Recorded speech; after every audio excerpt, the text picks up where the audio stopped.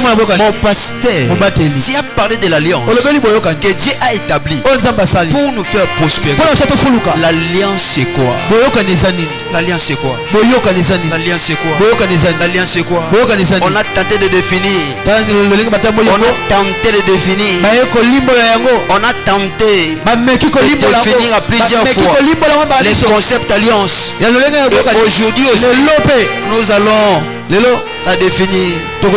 L'alliance c'est quoi? L'alliance c'est un accord établi par Dieu sur la base des termes bien définis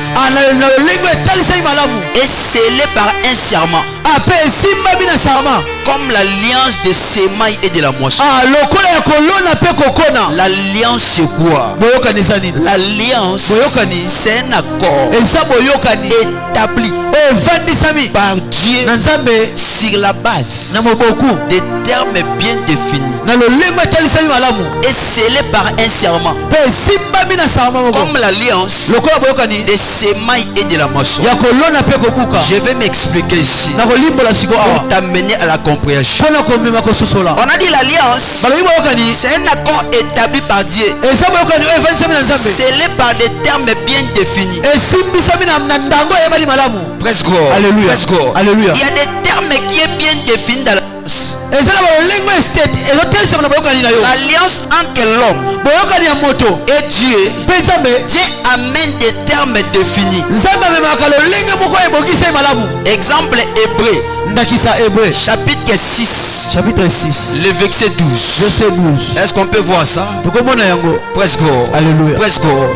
En sorte que vous vous relâchez point et que vous imitez ceux qui par la foi et la persévérance héritaient des promesses. Le verset 13. La Bible dit quoi?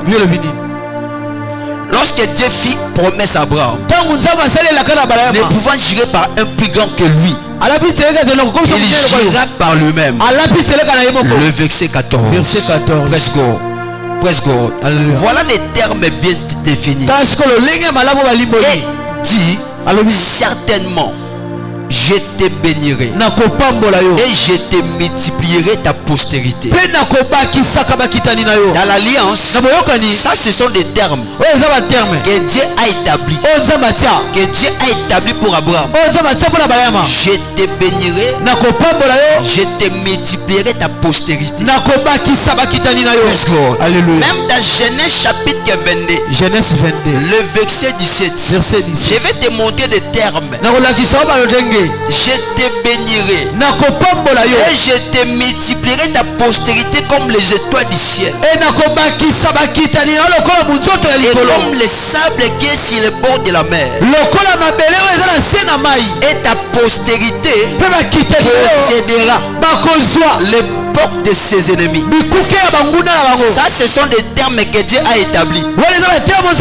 Dieu est venu avec des termes bien définis et il a mis un serment. Pourquoi? Parce que dans Psaume 89 35, la Bible dit je ne violerai point mon alliance et je ne changerai point ce qui est sorti de mes lèvres.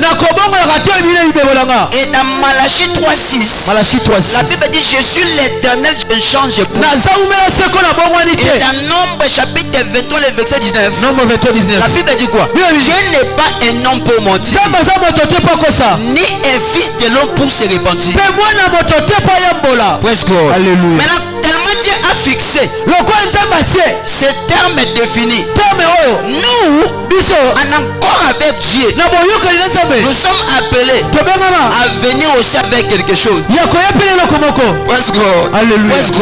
Dans l'alliance, Dieu ne vient pas seul. Alléluia. Dieu ne vient pas seul.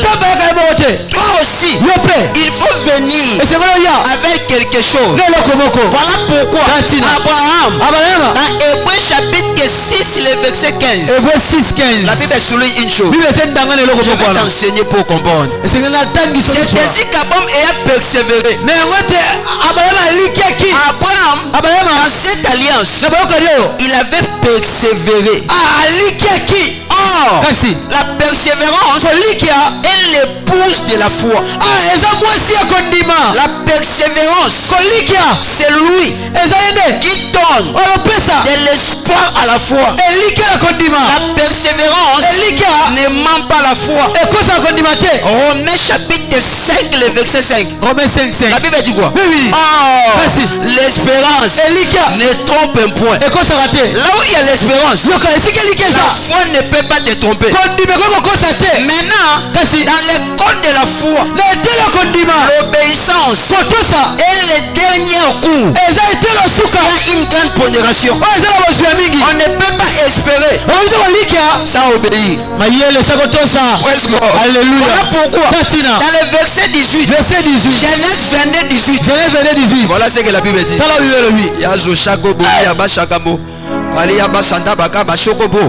Toutes les nations de la terre seront bénies à ta postérité.